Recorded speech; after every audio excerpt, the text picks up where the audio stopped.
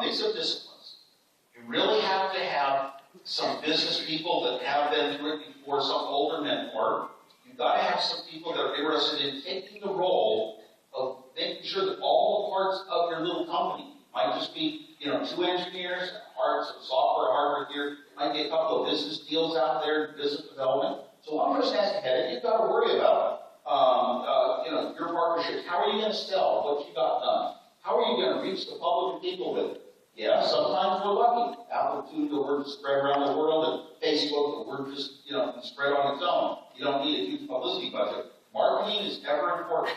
You've got to understand the end user. It doesn't matter what you are skilled at designing and writing your code. It's got to be, what's the end user going to feel about it? Are they going to say, oh my God, this is scrappy. Just what I want. It works the way I want. The buttons are where I want. They're the size I want and the color. You have to think about it. So, and marketing understands who it's really for and what we should build at what price. Very important, even if you're the engineer. But if you're a businessman, writing a business plan to raise some money from all the venture capital, do not try to do it without the engineer being a part of defining what the product's going to be. And secondly, if you have a working model or even a virtual demonstration of it, that is so important because when you raise money, which you'll have to do at some point, you will own a lot more of your company if you develop the product further along.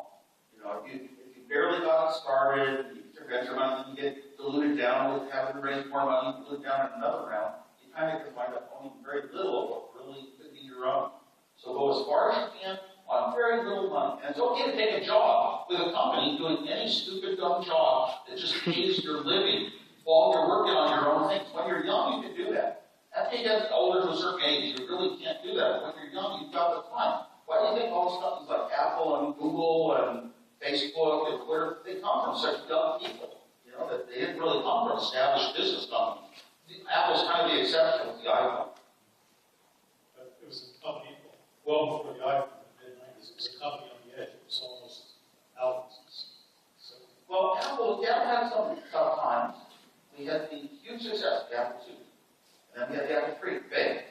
Then we had the Lisa computer, early GUI computer, failed, too expensive. Then we had the Macintosh, not enough computer for the price, very big computer, failed, totally failed. We had to work for years to build the Macintosh that was going to be the future. But by then we owned a very small amount of the world's market. However, from day one, we had a principle. When you grow a company, you are going to run out of money. You're going to eat up a lot of money. We priced things very high and at a high profit margin so that we would be able to be self-sufficient very soon. And actually, within 6 months, we were. So that's a good feeling, because then you're really in control of what you're going to, the decisions that are going to bring things to the world. I mentioned to you over lunch, my first Apple computer was a 2SI. So it's back about 1990. Back to SI, and back to CI, and Mac products ever since. I had to go through a very difficult period when my son was in junior high school. He came home and he implored me to get a Windows PC. The kids were making fun of me. I said, it's okay, we'll figure it out. This computer's actually fun to use. Those other things, they're a pain. You guys believed in what you were doing, and you had this vision and this vision. It's all through, from the beginning to today. People like to talk about how we went down to Xerox PARC and we saw their operation of a computer with a mouse, Windows popping up. Yeah, it's impressive and it's expensive stuff. And we're the company who will figure out how to make it affordable.